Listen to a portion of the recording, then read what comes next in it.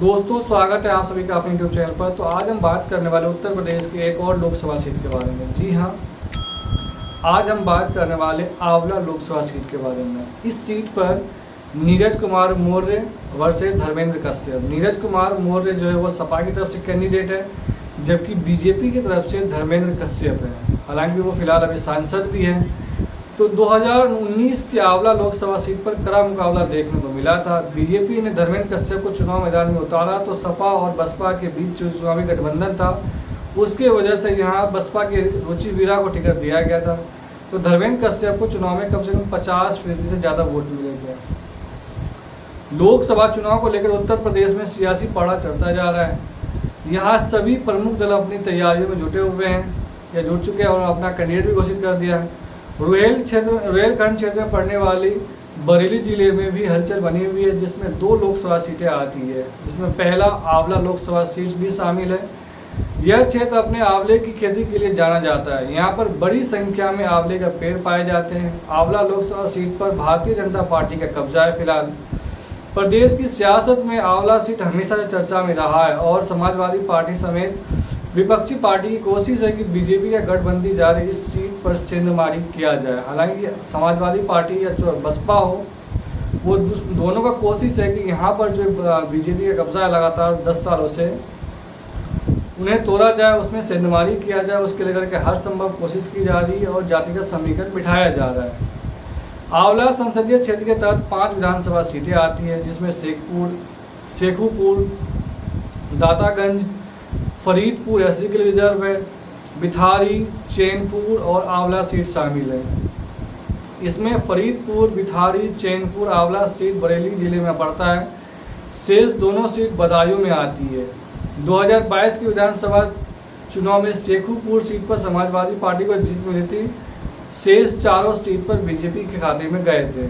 2019 चुनाव में क्या परिणाम रहा, इसके साथ अगर हम बात करें तो 2019 के आंवला लोकसभा सीट पर कड़ा मुकाबला देखने को मिला था। बीजेपी ने धर्मेंद्र कश्यप को चुनाव मैदान में उतारा था, तो सपा और बसपा के बीच जो चुनावी गठबंधन था उसकी वजह से यह सीट जो है वो बसपा के खाते में गया था और बसपा ने रुचि वीरा को यहाँ से टिकट दिया था। धर्मेंद्र कश्यप को करीब 50% ज़्यादा वोट मिले थे। धर्मेंद्र कश्यप ने 5,37,675 वोट हासिल किया था, जबकि रुचि वीरा के खाते में 4,23,992 वोट गए थे। बीजेपी ने चुनाव में साझा उम्मीदवार रुचि वीरा को 1,13,743 मतों के अंतर से चुनाव हराया था। खास बात यह है कि बीजेपी के जो कैंडिडेट थे धर्मेंद्र कश्यप, वो पहले सपा में थे। 2009 में आंवला सीट से वो चुनाव भी लड़े थे और अपनी किस्मत आजमाई थी, लेकिन तब उन्हें बीजेपी के मेनका गांधी के हाथों हार का सामना करना पड़ा था। फिलहाल 2019 के चुनाव के समय आंवला सीट पर कुल 17,50,190 वोटर्स थे, जिसमें पुरुष वोटर्स की संख्या की अगर बात करें तो 9,60,367 वोटर पुरुष थे, जबकि महिला वोटर की बात करें तो 7,89,774 महिला वोटर्स थे। इसमें 60% से थोड़ा अधिक यानी 10,52,795 यानी 60.7% वोट पड़े थे, जिसमें नोटा के पक्ष में 9,19,198 यानी 0.5% वोट डाले गए थे। अगर हम आंवला की जातिगत समीकरण की बात करें तो आंवला संसदीय सीट पर मुस्लिम और दलित वोटर्स जो है वो अहम भूमिका में है। ठाकुर वोटर्स भी निर्णायक भूमिका में रहते हैं। कहा जाता है कि रोहेलों ने 17वीं शताब्दी की शुरुआत में यहाँ राज किया, बेशुमार मस्जिदें और कुएं बनवाए थे। उस वक्त यह खूबसूरत शहरों में गिना जाता था, लेकिन बाद में लखनऊ के नवाबों ने फिर अंग्रेजों ने इस शहर को खूब लूटा था। तो ये था आंवला लोकसभा सीट का जातिगत समीकरण और हमारा ऑब्जर्वेशन। आपको क्या लगता है इस बार आंवला लोकसभा सीट पर किस पार्टी की जीत होगी, सपा, बसपा या कांग्रेस? हालांकि बीजेपी।